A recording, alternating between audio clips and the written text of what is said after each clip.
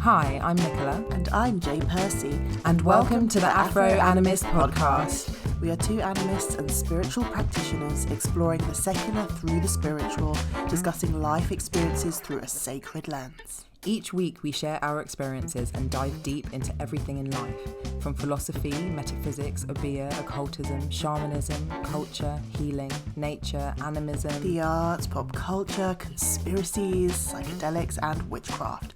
Nothing is off the table in these discussions, which aim to get to the heart of what it means to be spiritual and Afro-diasporic in an increasingly sterile and authoritarian world.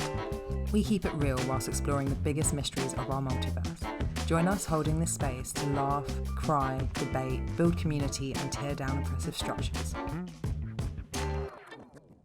Welcome, beautiful, beautiful being of the multiverse to the Afro Animist podcast. You are here with me today, Jay Percy.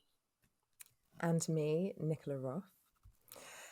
And today we're going to share with you just a little bit about our experience at the Magickal Women's Conference, where we did a talk called... the Magickal Women's Conference. It was so good. Exactly. What was our talk called, Jay?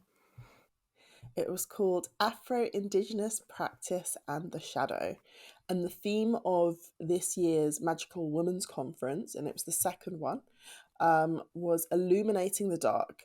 So we decided to go in and talk about how our Afro-Indigenous practice is combined with shadow work in order to bring out transformation and healing in our lives.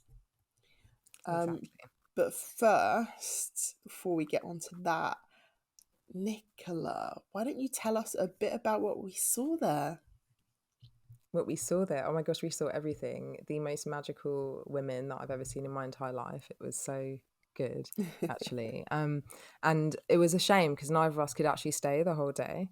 As we said last week, guys, life has been lifing to a spectacular level. So we could only stay half the day.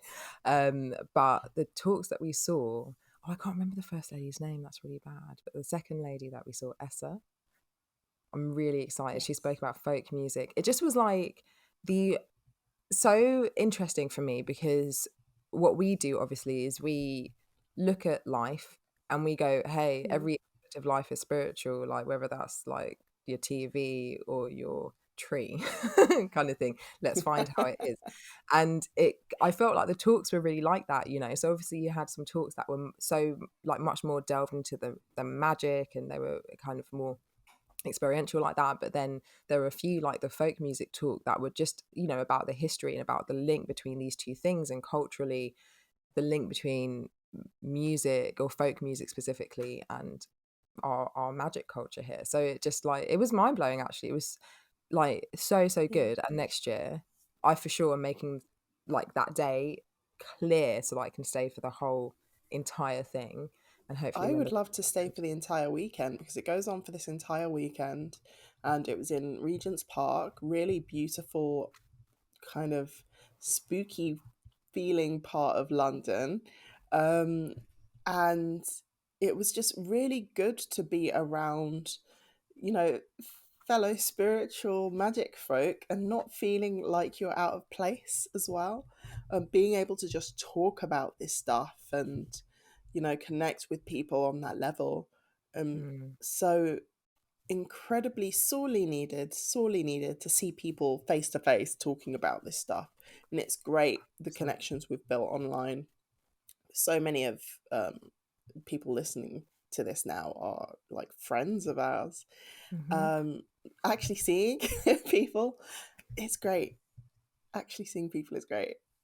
Yeah, actually seeing them in the physical flesh. I mean, it is great. I do love that. And I agree with you. It is something, I think, feel like it's important to find the places where you can go and you can feel like not out of place, you know. So like, especially if you know, we're out here on the tinternet like speaking about all this weird and wonderful shit, and it can actually it can bring you closer to people, but it also can make you feel separated from some other people.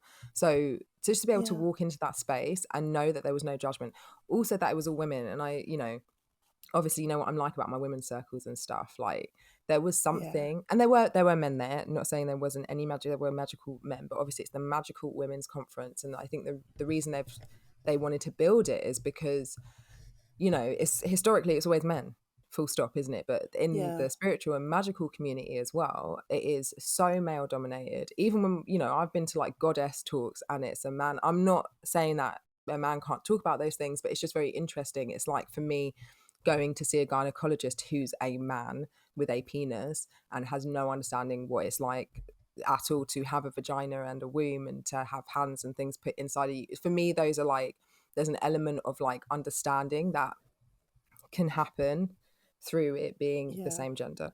Like, so it for to walk into this space just of women, and something that's happened, I've mentioned Mm. this before, like when 6 or more women gather in a space of non-judgment, then we literally all just start to release oxytocin. What a wonderful gift that we have. Yes. So as soon as Yeah. I kind of walked in there and I realized, like, obviously this is female heavy, the vibe is like of non-judgment, the vibe is of support and love and magic and experience and sharing. It was so fulfilling to be part of that group of people. Yeah, I Mm. felt so honored to be there, if I'm honest. Like, and yeah, accepted, which is always a great thing. Little Nikki Black Sheep on the end. Yeah. It really does feel like you're saying, that same sort of feeling you get in women's circles, where you are able to just be yourself in this like safe space. Um, it's so sorely needed, and I'm so glad that we were able to take part in it. And we got asked, would you come back next year? And we absolutely would love to go back next year. We're definitely Um, doing it. what I really loved as well was the opening ceremony. I've never been to a conference before, and there's been like an opening ceremony that is so witchy. Normally, it's I just know, it some was so cool. dickhead in a suit, like talking about himself in like a low key, like I'm not really talking about myself, but I definitely am kind of way. It was like a proper opening ceremony with Proper. you know, with the whole sort of witchy feel to, I don't know how to explain it, like a proper, if you were to open the circle type of thing, you got Yeah. that experience in the beginning. And it was really fascinating to see how other people do that sort of opening ceremony as well, because Mhm. depending on your practice, you're going to have your own way of opening the circle or opening the space or welcoming in the ancestors. So seeing that was really something special. It also made me really want a cape. I need a Yeah. cape. How Oh, do I babe, not I have a need a cape? cape. I need a cape desperately. Do you know who has an amazing cape collection? No. Rena from Tara's at all. Oh, She is like, of course she does. I'm gonna hit her up after this and be like, babe, you need to send me some links for those capes. Like seriously. This is another thing actually about going to the conference. So I have like issues um wearing dresses and things like that, or anything Okay, I was just gonna that say I have makes issues. I have issues. Yeah, yeah, yeah. But we're going to be specific about some of them today. Like, and feeling dressed up. Like, I don't know why it is. Maybe it's because I'm an athlete. So, like, my whole life, Yeah, if I'm not ready to ninja, then I feel like I'm not ready for life. Like I need to be able to scale that wall, do a high kick, like run, whatever it needs to be. I'm from Peckham, guys. You can maybe understand why I agree with these yeah, feelings. But like, so I feel like I need to be in like trousers, preferably kind of stretchy trousers, good pair of shoes that I can run in. That's just my yeah, vibe. And if I put on anything that's slightly different, I feel super dressed up and super like, oh my God. So Jay and I had like a really fun time trying to like find outfits and stuff. And then on the day, I decided not to wear the dress that I bought, and I did immediately regret it. Once we'd got there, I was just there in my trousers. They were sparkly trousers, so they're a bit, you know, they're a bit out there. But like Jay looked she like an looked really utter lovely. She had these. thanks, babe. She was on brand. We were in I on was on brand brand. green, animist green. Um, she looked really lovely. But the priestess vibes, you were the one carrying the priestess vibes. Like, oh my gosh, Jay looked. I'm gonna have to get some pictures of Jay in the dress and post them on Because here I was because she wearing a just tea cozy on my head. Um, you looked fucking amazing. You looked so good. And it was like the level of Thank you. like you know, outfits there. Some people were just looked so good. The hair, I just loved it. It was just full of a place of self-expression. So yeah, next year I'm Yes. going fucking crazy. I'm gonna get the best, most like swishy outfit you've ever seen. What we Cape need and to all. do is get you some trousers that are like palazzo pants. So they are trousers, but they flow like a high priestess skirt. And now that I've moved into my new place, I've told Nicola that she's going to be my model for all of my clothes that I'm going to start to make. So Oh I'm going my to have to go gosh. have a go at making those. Oh my gosh. That would make my life so happy. Can you make it? I love a jumpsuit. Okay, so if you can make a jumpsuit that looks like a Yes. dress, babe, hook me up. Waist, like we got kinch in the waist, give me that definition so the boobs pop because there's not really much boobs there. But like I'm ready to be dressed. I'm we can fucking do ready. this. And the next Magickal Women's Conference, you'll be looking like High Priestessly. It'll be great. Babe. Oh my gosh, I'm really excited. Do you just wanna should we stop recording and you can just get to sewing? I'll stop getting my sewing machine Just get the machine out. out. My house at the moment is looking like an absolute pigsty because I'm living out of bags and boxes, but it'll fix itself eventually. Get the I don't know. shoemakers, the elves Yeah, at I want night to pack things I was just away. gonna say, I want to support you in your, you know, levels of manifestation, but I don't know if that's gonna happen. I think you may have to do it No. yourself. I'm sorry, Yeah, babe. this is Look, something I do have to unpacking. do in the physical realm. I know, but do you know what? Whack on like a good podcast. Hey, hey, hey! I hear Afro Animus podcast is great, and then just get on with unpacking. Get onto some unpacking vibes. I think that will work. I think it Do will you work. We will do something do like that. you do you like like you like organizing? I feel like you like to organize, or maybe you're just good at organizing. I feel like everyone tells me you definitely like organizing. I do it because I don't like how I feel when it's not organized. I don't like organizing myself. I'm telling you, as soon as I have the spare cash to do so, as soon as I want to spend my cash in that place, I'm absolutely hiring people to deal with that area of my life. I do Babe, not want to cook. I don't want to clean. I don't want to organize. I am having people for that. these are all Shout out full-time jobs. husband who's definitely going to roll his eyes listening to this episode. He thinks it's lazy. I think I'm exhausted. So No, it's not lazy. It's different called different delegating. perspectives. It's Exactly, babe. delegating. It's My not. It's not. I time mean, is these worth more than organizing, man. 1,000%, and these are all things that are actual full-time jobs for people. I feel like if you step back, sometimes you need to step back. You need to look at life. You need to go, okay. So hang on. There are people who you can literally pay to clean and they know how to do that and they have all the equipment. Oh my gosh. Okay. There are people you can literally pay to like organize your diary and they know how to do that and maybe they even like it. Oh my gosh. Like there are people you can pay to cook and they'll be really good at it. The meal will never be fucked. Like it'll be healthy. Like I just feel like we need to understand that one person cannot do all of these things, and really striving to get to a place in life where I can actually afford to be paying Just like hire a five team. people's five I times. have a Hire a team. fucking team. I Yeah, need it. I honestly, fucking need no, that. there is something to be said. We are definitely going on a tangent, but that is okay. That's why you're here. It's That's why you okay. come week after week.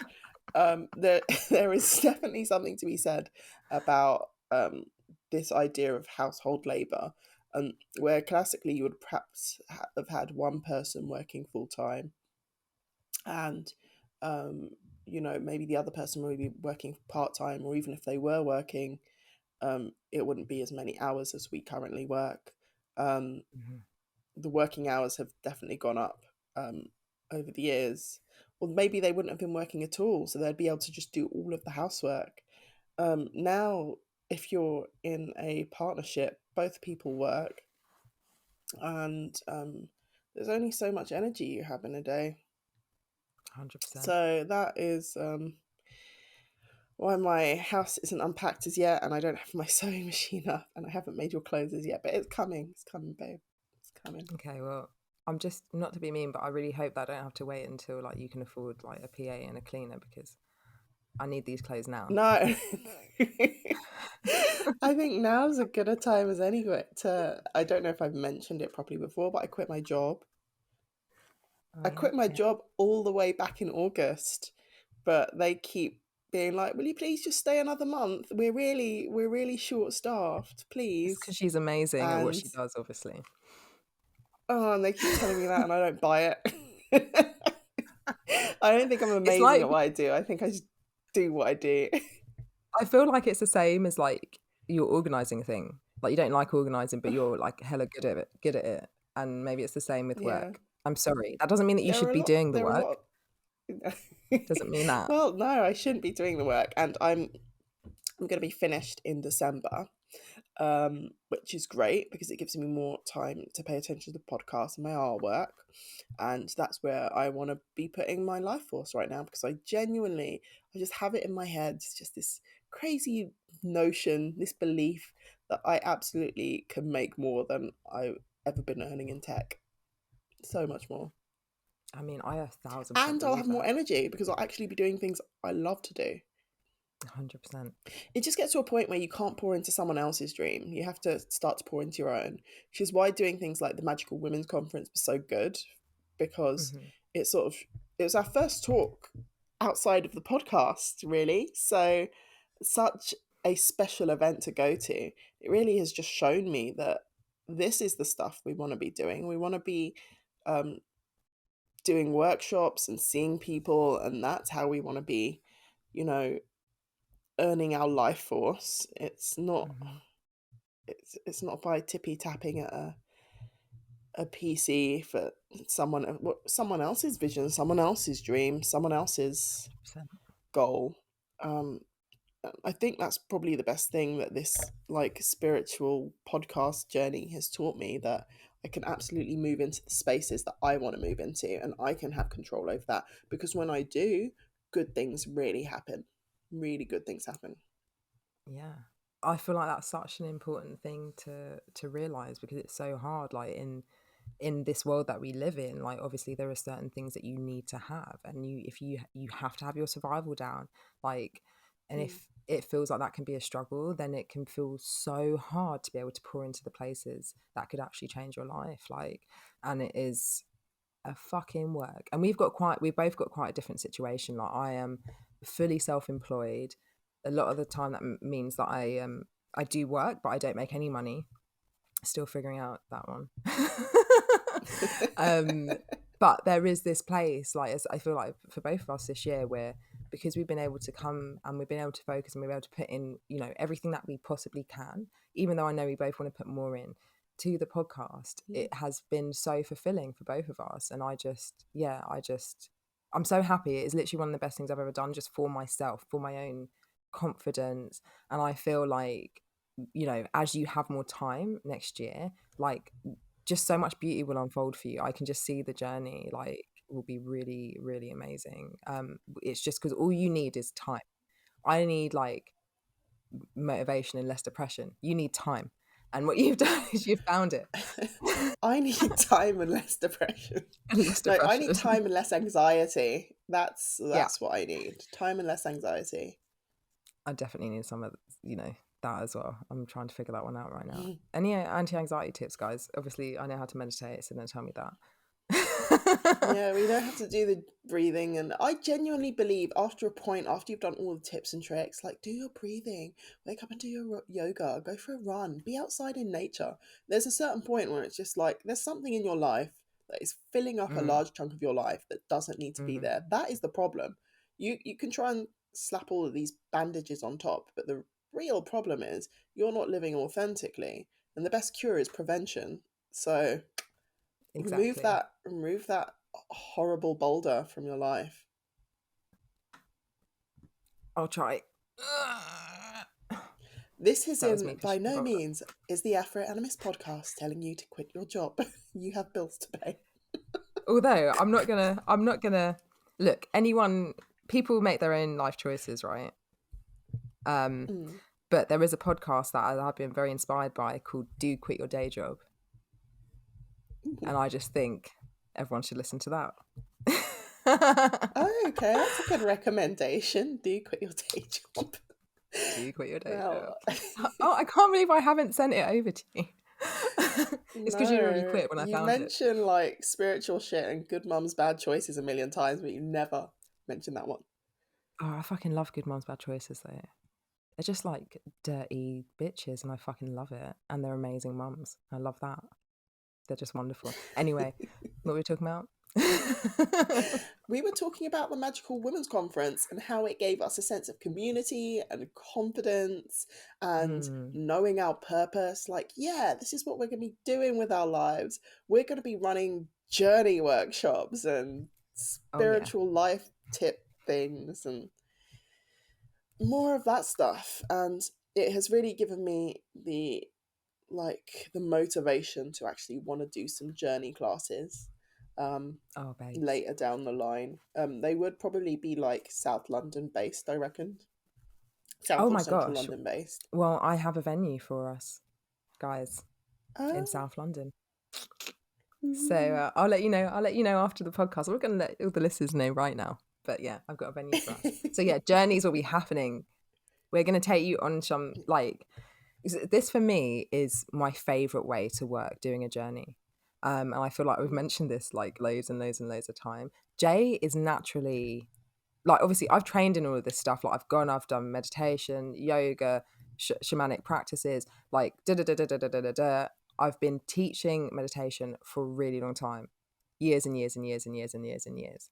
When Jay sits down to write a meditation, bearing in mind like she hasn't been like actually properly Formally trained, as trained. in formally trained, where you get a Yeah. certificate, because that's all the real differences. Like her, like you are amazing. Like it's so natural, and I feel like we are going to be able to give you guys some really, really amazing gifts. I'm really excited for it. So yeah, drum journey classes are coming. Like have to. It's such a. Oh, I feel like for Westerners as well, I meet some people, they're like, oh yeah, I can't meditate and I can't visualize and I can't this and I can't that. And almost mm, every time those people can journey. yeah, It's a natural thing for our biocomputer to want to do, isn't it? it really So anyway, is. It really is. We naturally journey. I know some people don't dream, but I feel like this could be a bridge of the gap. And when you journey, we've done a whole episode on journey before. Nikki, stick it here if you can. okay, yeah, Or here. I will. It's here. We'll find a way to put it somewhere. We've done an episode on the introduction to that before, but really, Journey just has this ability to awaken your subconscious mind, and you're not spending time in your subconscious on your day to day.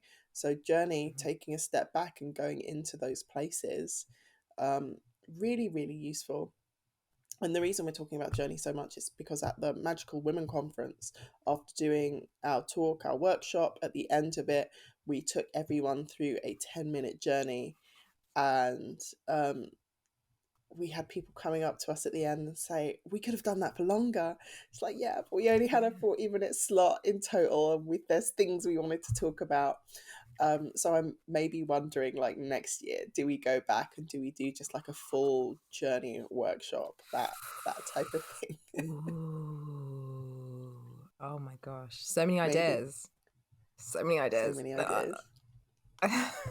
I'm excited. Okay, we've got a whole year to think about it, so it's cool. We'll be prepped. Yeah. Sue and Elizabeth, please sign us up. Shout out to Erzabit and Sue. Um, had such a good time at the conference. Oh yes, they were amazing. Oh, they made me feel so welcome. Oh, Yeah.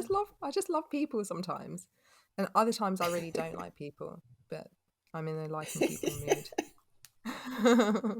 It's so Yeah. funny because when you say about like doing stuff in person, there's a bit of me that's like, yeah, and then there's another bit of me that's like, are Are you serious? Like actually around other people, I'm, like in their physical presence. I'm an online person. I'm a millennial who spent all my time on MSN chat rooms. I don't see Babe. humans, but sometimes you need to see humans. Yeah, when you go to the supermarket. No, no, no. No, no, no. No. Nikki, you can do it. No, Okay. no, it is. I think in the past for me, it's been I've not learned how to pick people I want to be around, Mm, or if I am around them and I realize there's a funky energy, for some reason, I will still like keep them around because out of some kind of misguided obligation. mm-hmm. Now I'm learning to be a lot more selective.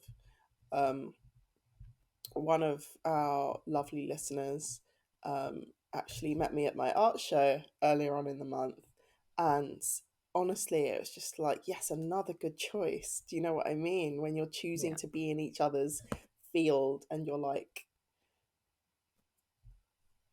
good good vibes between one another, and you know when you can see someone being like becoming like a really good friend. Mm-hmm. um yeah, it's nice when that happens, and I think it is a matter, for me at least, it's a matter of training myself to know when that's good energy or when that's like energy that perhaps doesn't mix well with mine, because it might not be bad, it's just not for me. It's just not for um you. Yeah. yeah. No, I So yeah, the totally more agree. selective I be, the more selective I've become, the happier I have been around the people, the friends that I've met via this podcast, via my Instagram channel, via out in the world. I've just become a lot more content with people, and it's great. Do you know, I do feel like an element that happens when you're older, and I feel like it's just because you have less time. Mm.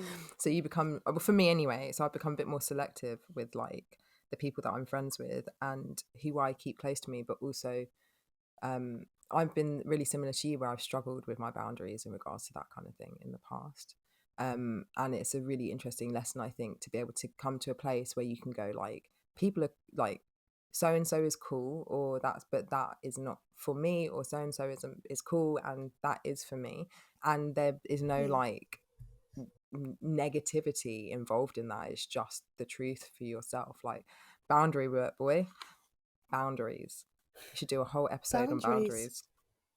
Yeah. Oh my god, we absolutely should, because you know sometimes it isn't other people. Sometimes it's you, and not knowing how to say no, knowing when to say no, not knowing when to say enough is enough, not having the confidence to say is not enough is enough.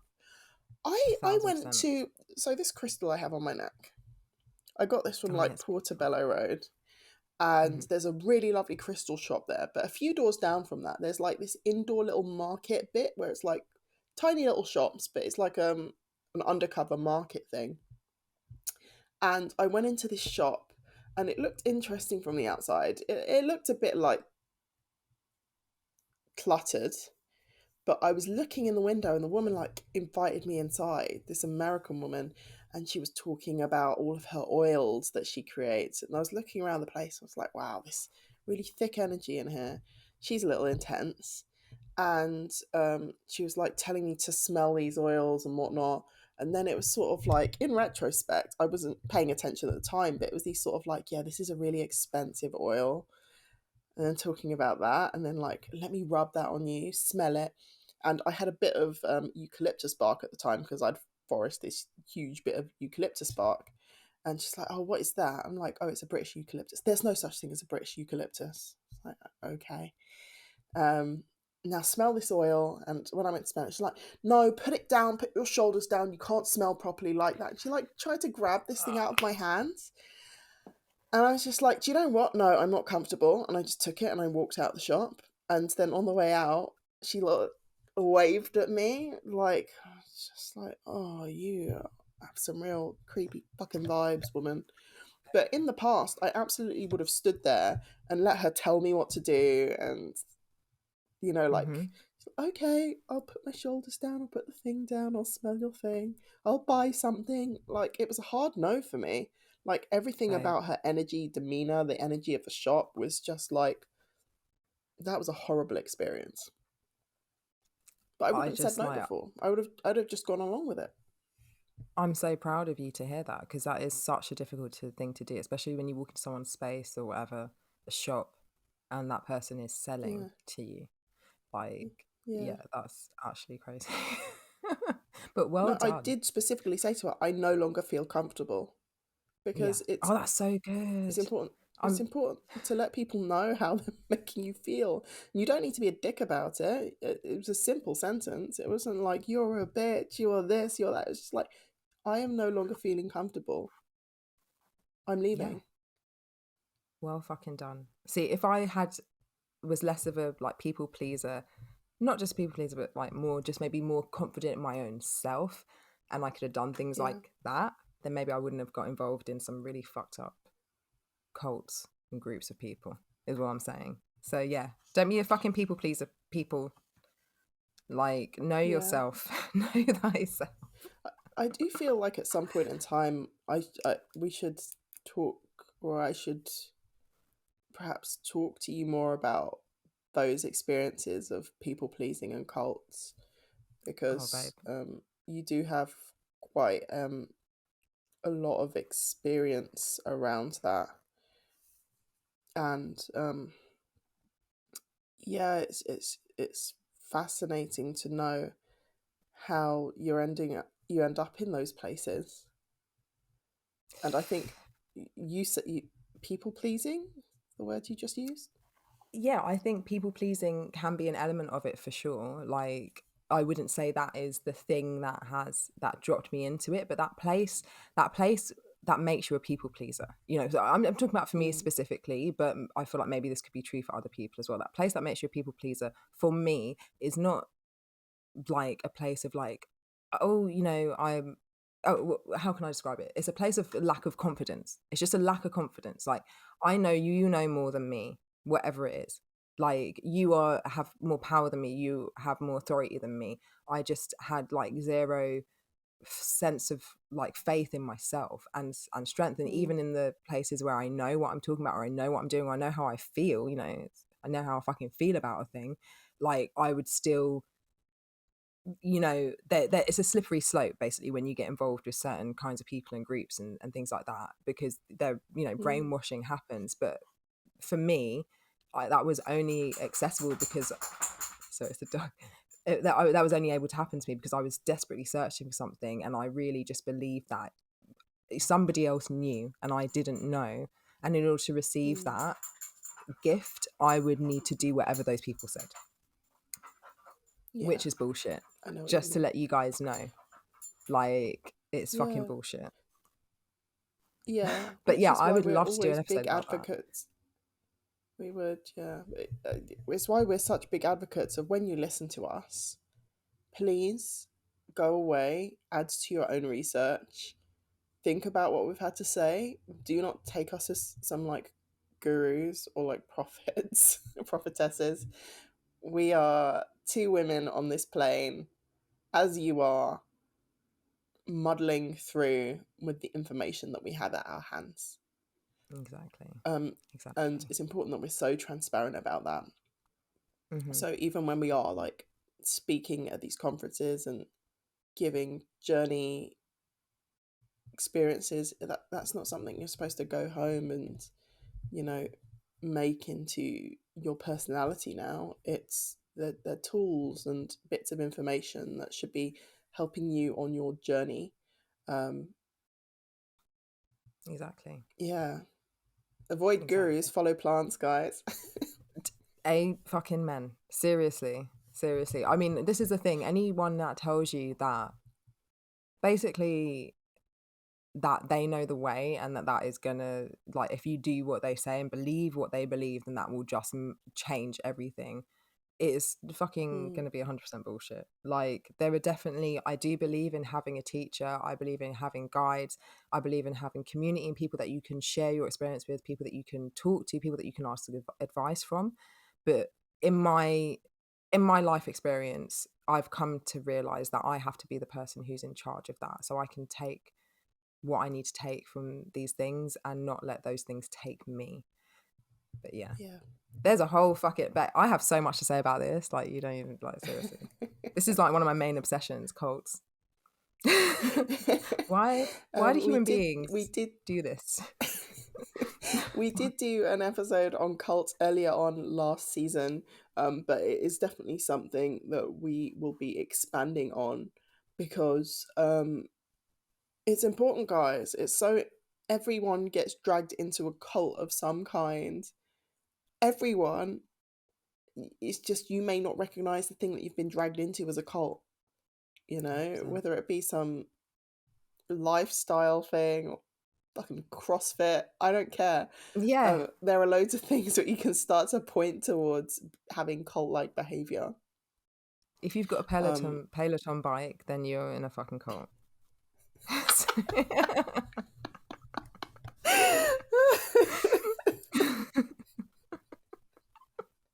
Sorry. I'm in one of those moods. no, there's I've been a something cult-like about spending like £1,000 on a bike with the tablet yeah, attachment where you can get a bike from like £300 and attach your tablet yeah, to it, whatever. exactly. I don't know. Just it's just not my vibe. But yeah. I'm definitely look, if anyone thinks I'm sounding a bit weird today, it's because I've pretty much spent the whole week on my own. I've only been speaking to my dog and Jay. Oh, So it's all how's that coming out been now, all the going? words. It's been going. I That's look, been I love spending time alone. I love spending time alone, like on my own. But there's definitely a place where loneliness it drops from being like I'm on my own to being lonely, and I don't know where that line is. Do you know what I mean? It's like one line. day I wake up and What? I'm just like, How oh my many god, I'm not days is okay it? What does anymore. it feel like? Am I a human being or am I a dog? Am I a tree? It's very confusing. Um, but yeah, no, I definitely. This is also another reason why I feel like it would be amazing for me specifically to start creating offerings again, not on the internet, because obviously before Mm, lockdown, I was doing all these kinds of things in person. But I definitely feel affected by the lockdown, as I think most people have been. And I yeah. do feel like there's now a work. It's like it's going to have to be a practice, like properly for me to start going back out into the world and doing my thing again. Um, and I feel like necessary for my mind. So, guys, if you don't hear anything by January about our workshops, please just bother us. Like you said, you needed this, Nikki. Yeah, just Do a prod workshop. us as much as you need. I do want to in the new year start doing more of these new workshops and um, helping to give people tools for their toolbox to be able Mm, to unwind and unplug from this horrible, horrible matrix. mhm. Um, yeah, sometimes it can be really horrible. Yeah, and you need to have a way to unplug for sure, for sure. Do you? Because we have tangented the whole way, and I fucking love it because I just really wanted to have a chat with you. Do you want to talk any more about our talk? I absolutely do. So we'll Mhm, share with you some of the highlights. I think if you sign up to the Magickal Women's Conference, they've got like a membership service, then you'll be able to mhm. get access to this talk, I believe. Okay. So we're not going to give away the whole thing, but we are going to talk through some of the snippets, the highlights of what we talked through. Mhm, And we did Afro Indigenous practice and the shadow. And we've talked here previously about this idea that everyone has a shadow. And what a shadow is this idea of parts of personality traits that mhm. are just too unbearable for you to show to the outside world or for you to even acknowledge within yourself. Um, and here's a quote from Carl Jung. Everyone carries a shadow, and the less it is embodied in the individual's conscious life, the blacker and denser it is. And these are the parts of ourselves that we really just stuff down, and we are socialized by society at large to keep in. So perhaps as a child, you're told, oh, you talk too much. So then now you don't talk so much, but then when you encounter someone who talks so much, you're automatically judgmental and snipey at them. Like, oh, they talk too much. Probably because at some point in your childhood, you learned, whether you were told directly or indirectly through media, that that's a quality that you shouldn't have as a person. Perhaps you're told you're too sexual, not sexual enough. And because of the Christian moral universe we live in the West, there are so many of these like little rules that even like date back to this very Eurocentric form of Christianity. I don't want to say Christianity at large, because when you look at Christianity, there are loads of different sects of it, and they're going to have different ways of telling you how to be. But this very Europeanized Christianity, there's just all of these rules of how you basically shouldn't be anywhere near your natural self. The whole goal of it is to make you quote unquote civilized. What that really means is to act within the cultural norms of European civilization, which has some benefits, but a lot of downsides. In my opinion, it just teaches you to be so inauthentic, and then that inauthenticity shows up in the body as illness. I'm not just talking out my ass here. Take a look at any of Dr. Gabor Mate or Bessel van der Kolk's work, where you start to learn how this inauthenticity,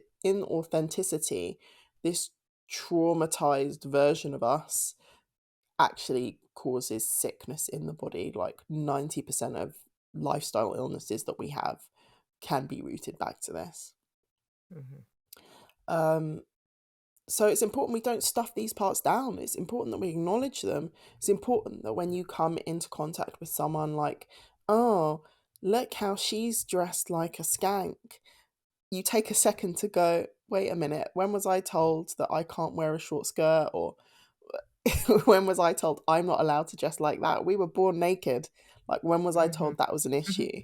And why have I taken that on as a personality, this prudish personality, as opposed to just saying, let people be. People are going to be how they're going to be.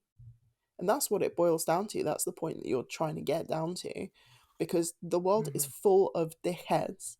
And honestly, if you spend your life focusing on those dickheads, you're just going to have a dysregulated nervous system, because dickheads are going to dickhead. You've just got to learn how to become dickhead proof. Or acknowledge you're in a dickhead, even better. Yeah, which is what shadow work's all about. It's okay. I feel like it was the perfect word for describing. I also love how you got back to the place where you were Sorry, where you were talking about being naked. I said I love how you got back to the place where you're talking about being naked, because Jay loves to be naked. I mean, I love to be naked. Jay loves to be naked. Where I've moved in my new place as well, I'm so happy. It's like a little cave. It's like recessed from the public view, whereas my last place was like a goldfish fucking bowl. I could not walk around naked. Here, I can close the curtains and no one knows, and it's great. And then my husband comes home. He's like, why is it dark in here? It's like, shut up. I'm happy. And then he just sees your boobies and he's like, oh, okay. No, do you know what? All of the last week, I've been working from home. So unfortunately, I have to be on frigging conference calls, and you can't be naked on conference calls. Otherwise, I absolutely would have been. You can be naked from the waist down. Babe, I haven't even got... my trousers are undone right now. Nobody can see shit.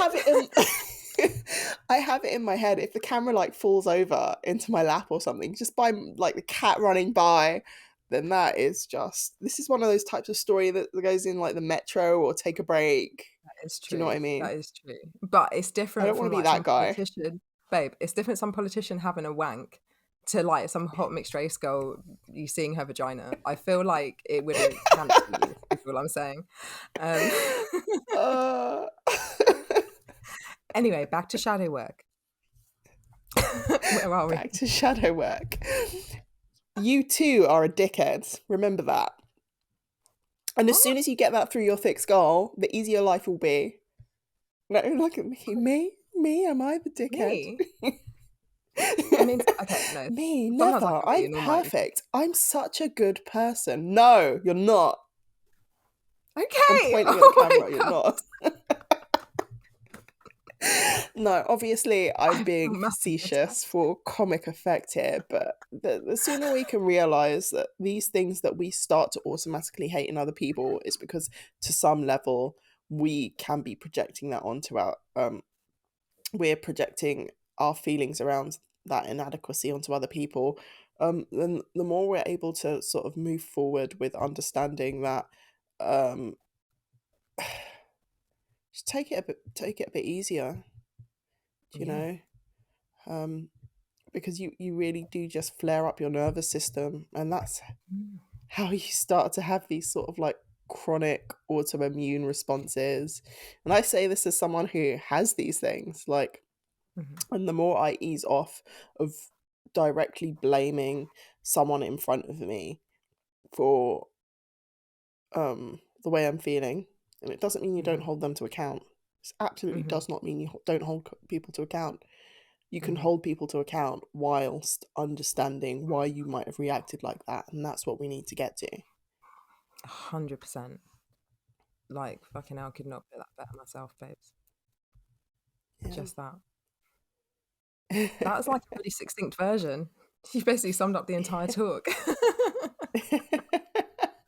Let's go home. Let's go home.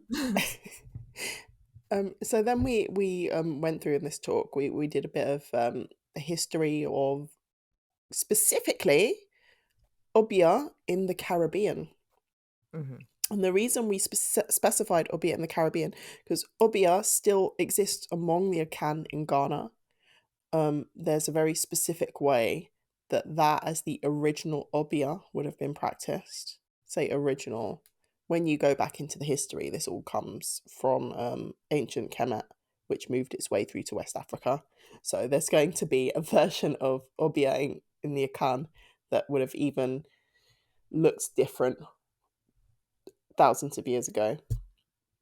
But Caribbean Obia especially, because it was an Obia that was taken from that part of the world, taken to the Caribbean, and then loads of people from loads of different tribes with loads of different languages, loads of different deities would have come together. And they would have been forced to, through, you know, the horrors of slavery, to teach each other their own spiritual survival mechanisms, which is why Caribbean Obia has this really sort of distinct way of looking, that doesn't necessarily look like exactly like it was in West Africa. And pointing back to Christianity again, like what I said earlier, Coptic Christianity in ancient Egypt would have looked very different to the type of Christianity um, that we're practicing today in the West, and even Coptic Christianity now that it exists in like can't speak today. Coptic Christianity that exists in Ethiopia looks very different to like Jehovah's Witnesses out in the United States. They're mhm. worlds apart. They may have the same sort of understanding of their spirits and their deities, um, that they may have that sort of same core understanding, but the way in which they approach it is going to be different because it's changed to the land, it's changed to meet the people where they are. Um, so I think this is really important distinction to make. And we started talking about Obia in relation to this because this whole talk was about us talking about how our Caribbean Obia, our British Caribbean Obia, which is another augmentation in itself, is helping us to come to this place of understanding our own shadow work. And it's not to tell people you should practice Obia, it's to tell people you're going to have something within your own cultural universe that you can absolutely work with to find a way through your own shadow work. Yeah, exactly. Sorry, I'm just, it's, I feel like I'm now watching our talk. I fucking am really enjoying it.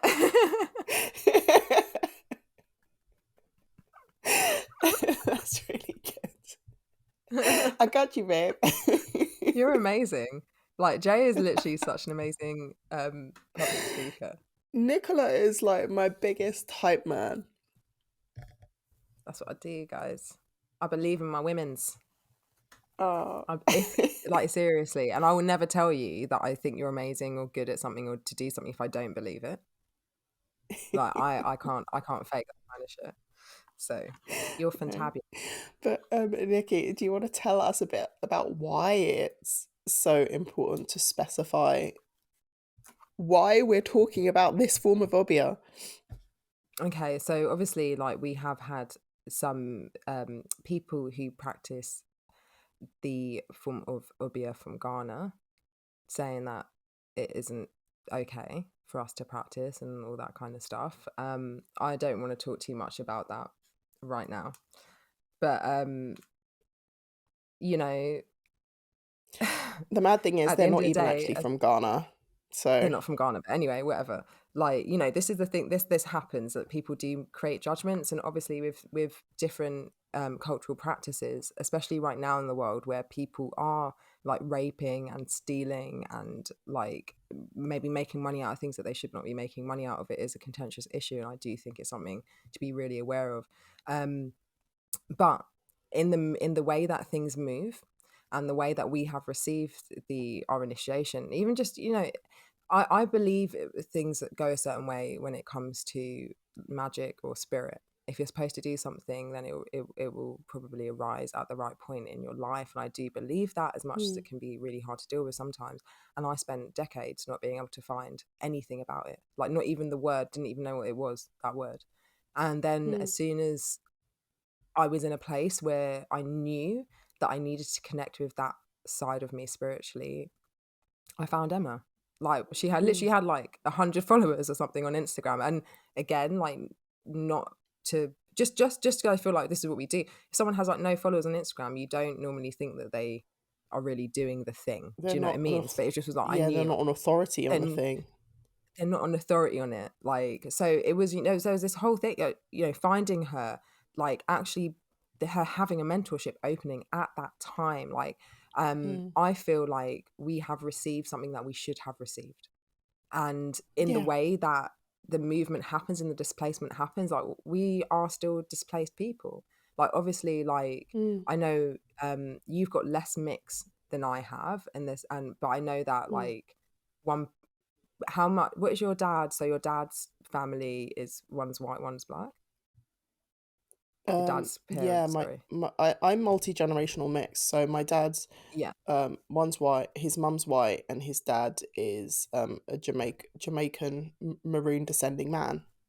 And yeah. on my mum's side, I have one biracial grandparent. No, I don't. Yeah, I have one biracial grandparent and one multi-generational mixed grandparent.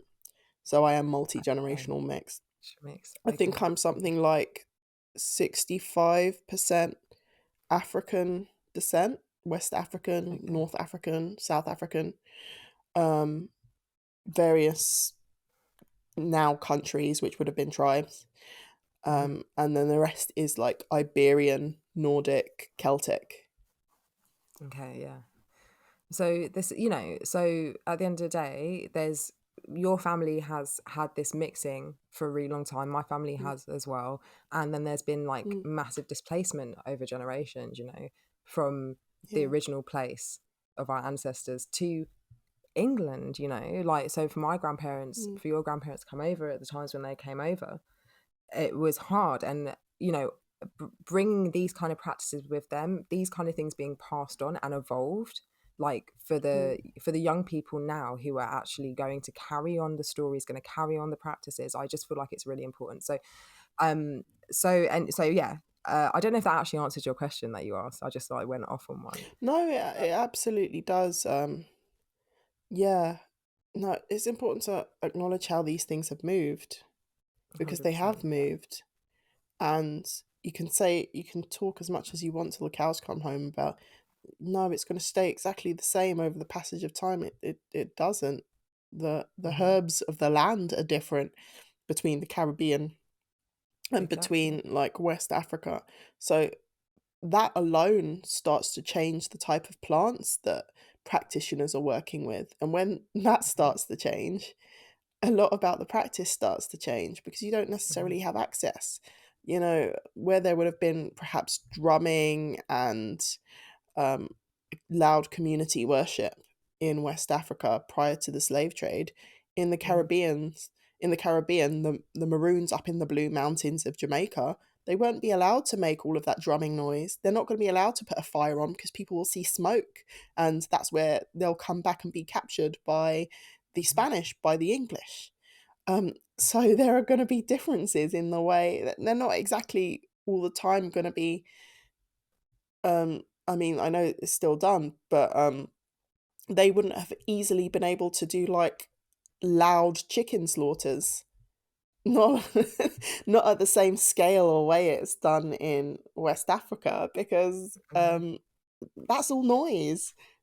This Uh-huh. response to staying hidden had changed the practice in the Caribbean, and that in turn brought about a new type of like, they wouldn't have called it shadow work, but their version of shadow work, their version of understanding their fears or perhaps the anger or rage they project onto someone else.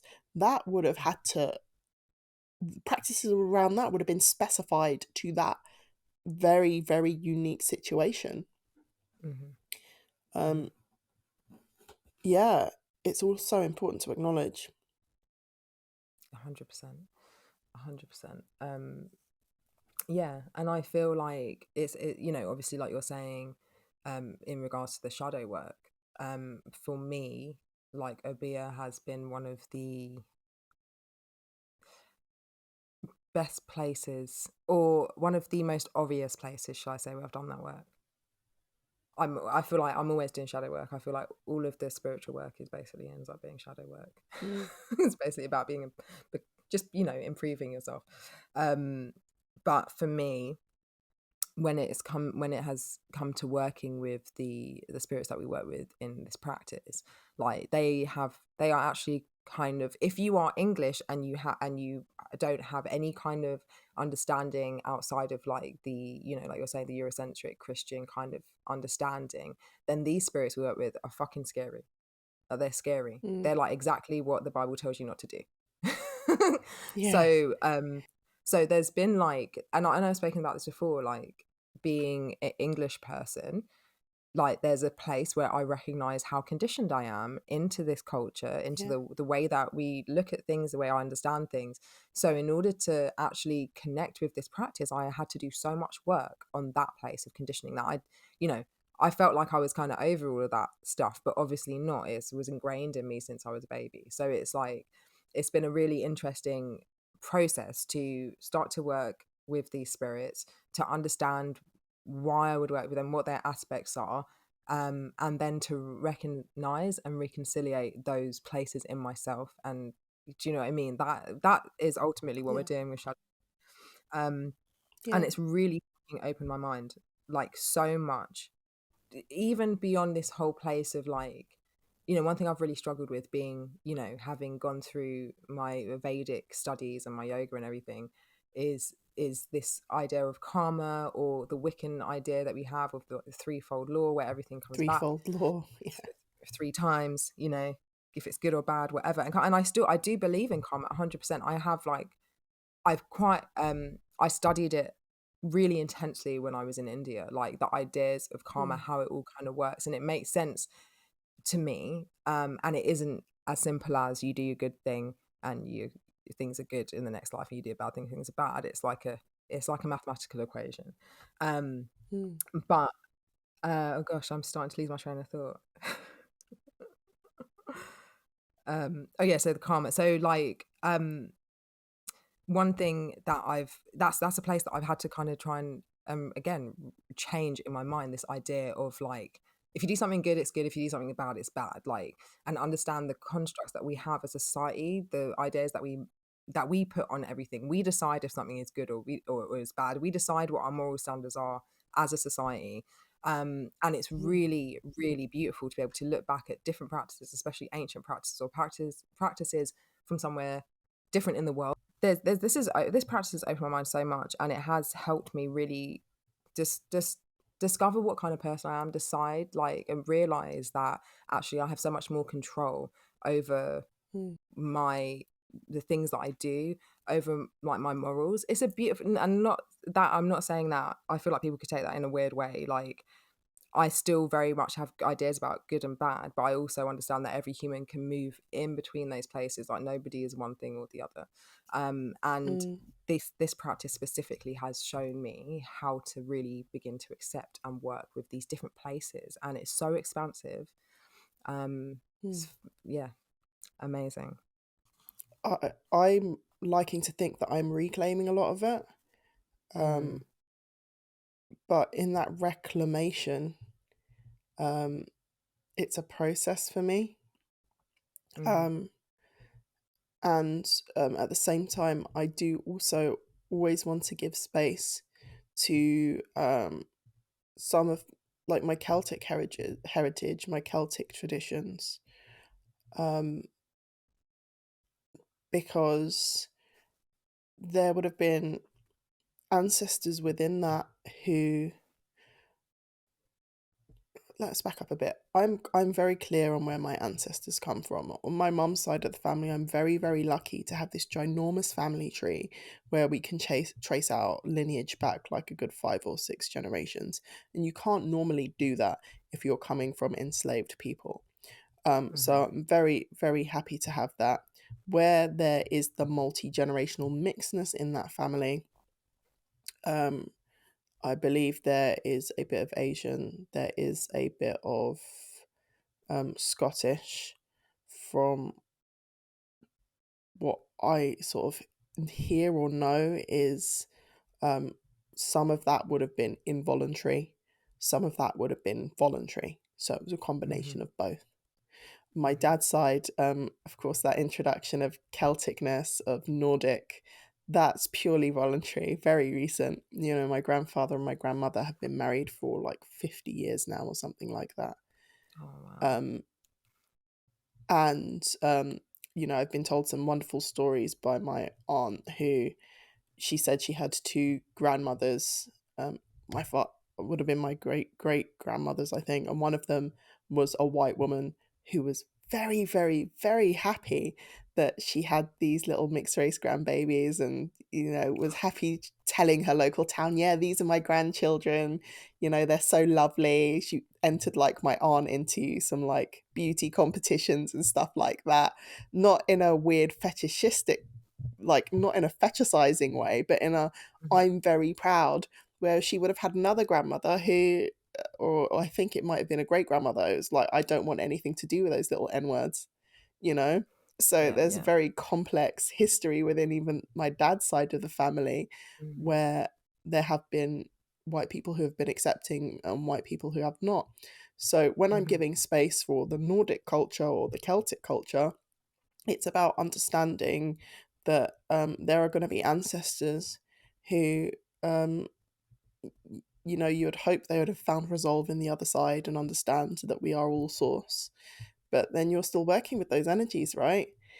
mhm, So it's important for me, even in reclaiming my Africanness, because it's important because it needs to be seen to. It is the biggest part of me that is experiencing the most trauma, so it needs to be seen to mhm, most mhm. urgently. I am Yeah, giving some space for these other things, yeah, which is what a beer is about for me. It's about reclaiming basically. that space, um, reclaiming my heritage, and specifically Mhm, that Caribbean obia, which isn't necessarily just going to see the deities that we see um, in one place in the world. You know, in some configurations of obia, depending on the island you go to, there's editions of Mahakali, there's editions of mhm, Yemaya, you know, Shun, and that's literally because the Caribbean became this melting pot of tribes, and mhm, um, people are still going to want to honor whatever their deities were with these techniques and methods that would have been shared among the enslaved. Mhm. Does that make sense to you? 1,000%. You've said it so beautifully, actually, and I totally agree with you. And it is actually very similar for me in the reclamation, like in the drive in order to learn the Obeah. Um, I think it's really important that you do look back and you do, and it can be really difficult for some of us, like you're saying, to figure out actually where the lines are, like where you come back, where you come from, kind of thing. But I do think it's Mm. important to try and, not for everybody, maybe, I don't know, but for me, identity and sense of self, it's been really important to try and find who I am, where I've come from, and what practices kind of make the most sense in that. And it isn't just about me going, okay, well, I'm half Jamaican, so I need to learn something Jamaican. It's about me going, okay, I'm half Jamaican, so my family has experienced a certain kind of trauma, right? Like you're saying. So That's what it boils down to. I want Yeah, to find the practices that I need in order to deal with those things, and grow and become the fullest version of myself that I can be. Yeah, yeah. I need to atone for those specific ancestors. exactly, exactly. Yeah. Oh boy, I didn't know it was going to go here today. That is faux show. No, do you know what? We talked about this briefly in the actual conference and why it's Mm, important to acknowledge these things.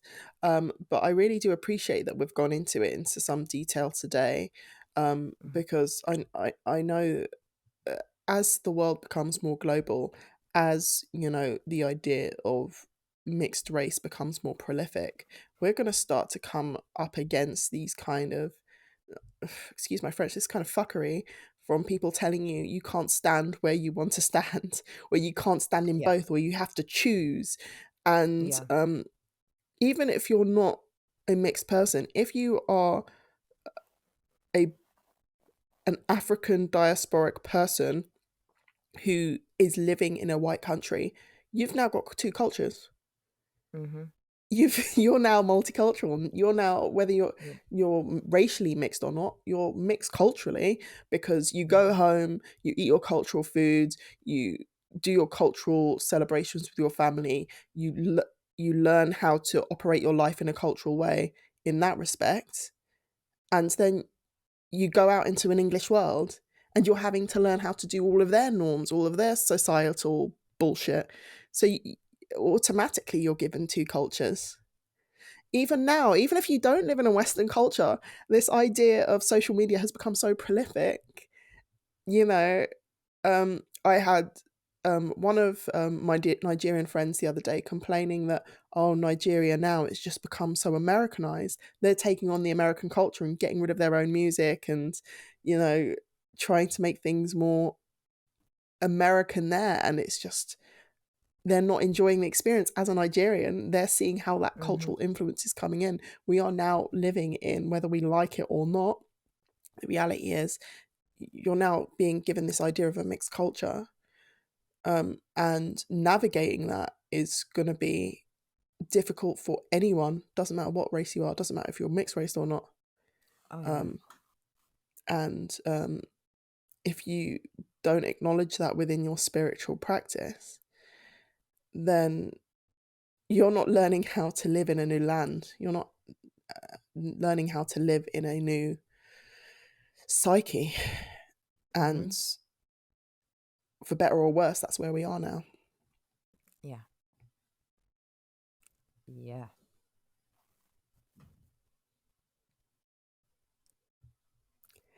I feel like we don't need to say anything else after that. I'm just going to be honest. Like, it's like the ball was there and you were like, "Phew," out the park. Yeah. Um, yeah. I will go on to sort of talking a bit more of what we talked about in our talk. We did go into detail on the spirits and deities that we work with within Orbia, Mhm, and their qualities. And then we went on to explaining how we work using journey with mm, these spirits and deities. And there are different forms of journey work. There's the lying down journey work where you're being spoken through a meditation, or there's lying down journey work where your mind is speaking you through that meditation.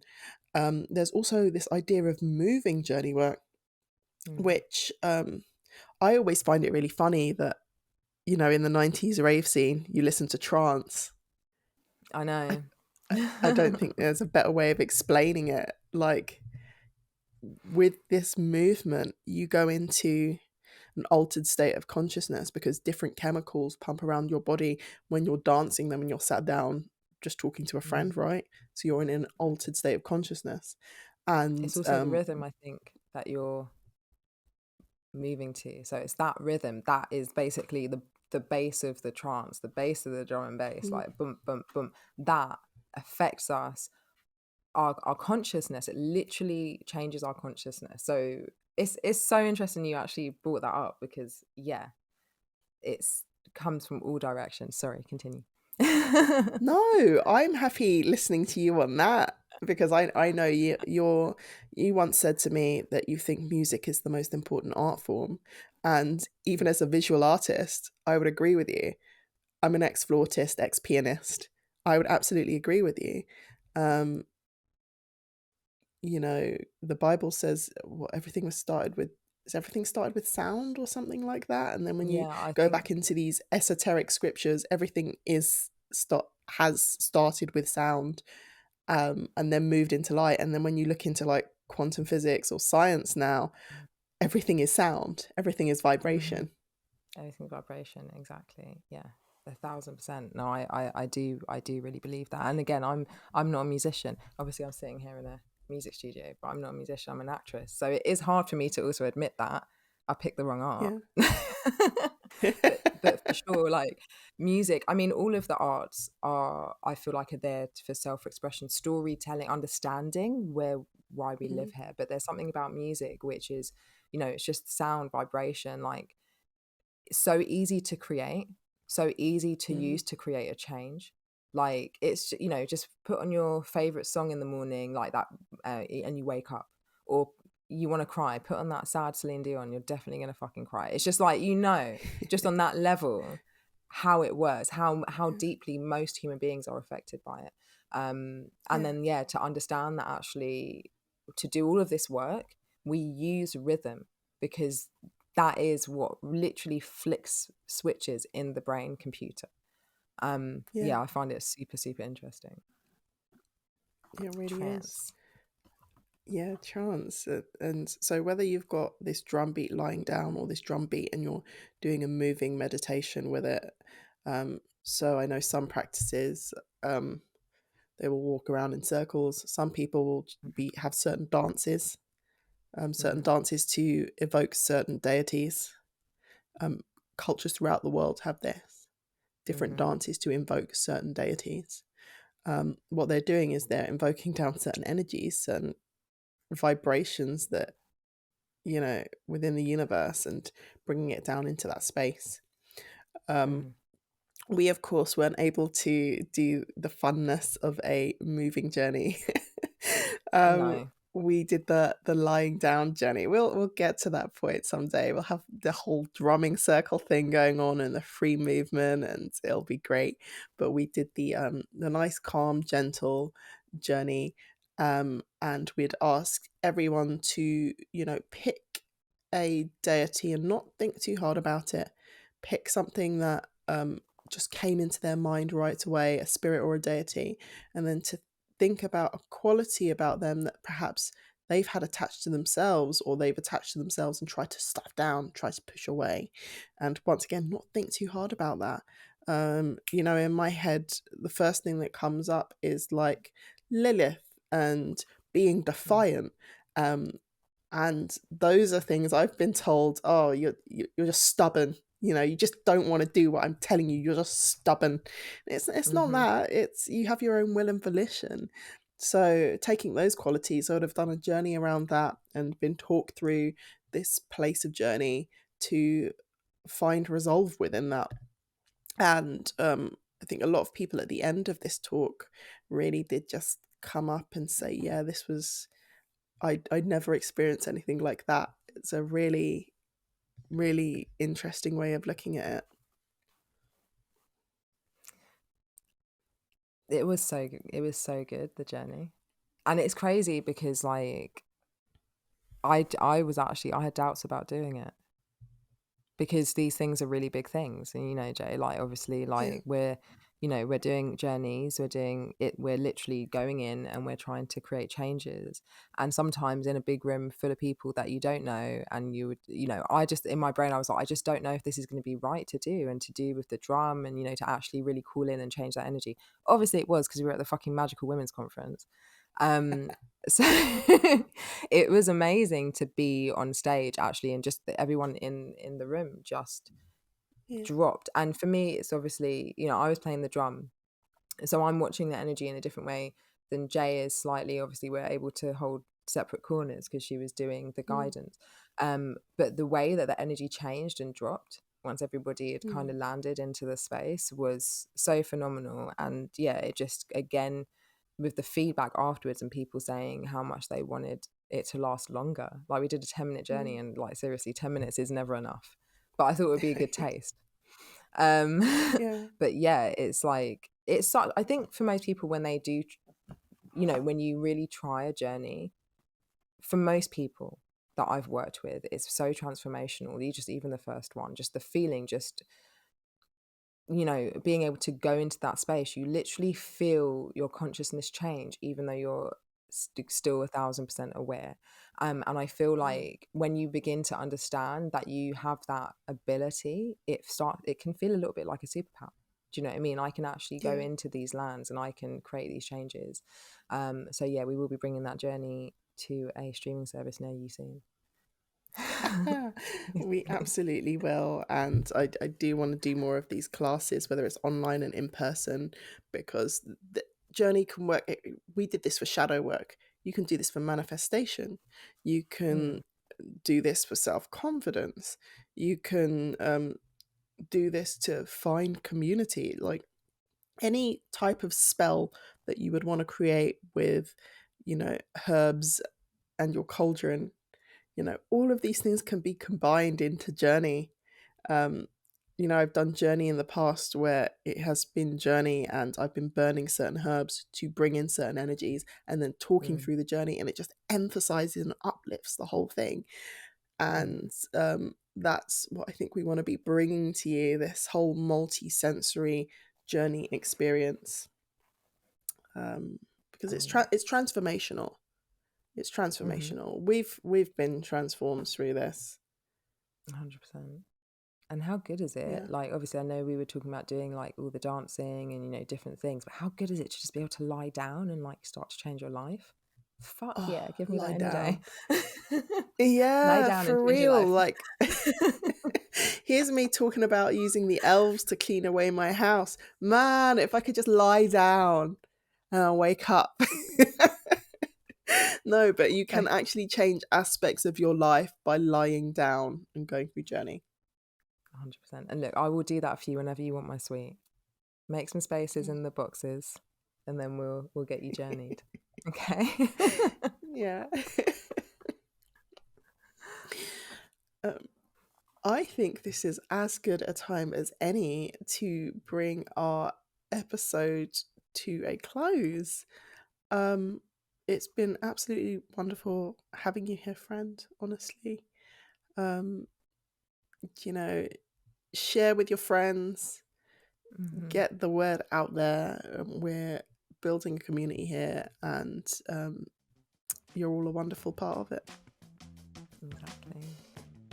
Thank you so much for listening, and yes, we'll see you all next week. See you next week. Bye.